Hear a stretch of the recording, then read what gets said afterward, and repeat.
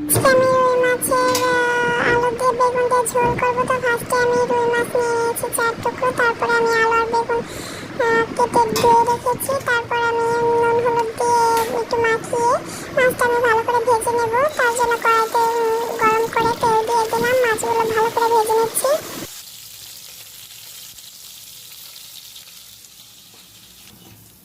মাছগুলো ভাজা হয়ে গেছে, আমি নামিয়ে নিলাম। তারপরে তেল গরম করে দিয়ে আর একটু ফোড়ন দিয়ে কাঁচা মরিচ দিয়ে তারপরে আমি সবজি দিয়ে হলুদ মরিচ আর মরিচের গুঁড়া লবণ ভালো করে পরিমাণ মতো দিয়ে ভালো করে নাড়াচাড়া করছি। করে ভালো করে সবজিটাকে কষিয়ে নিতে হবে। তারপর মতো পানি দিয়ে দিতে হবে। তারপর দুটো মাথা আমি দিয়ে দিয়েছি যাতে ভালো করে সিদ্ধ হয়। মাথাটা সাধারণত সিদ্ধ হতে একটু সময় লাগে। তো দিয়ে আমি 10 মিনিট পর রেখে দিয়েছিলাম। 10 মিনিট পর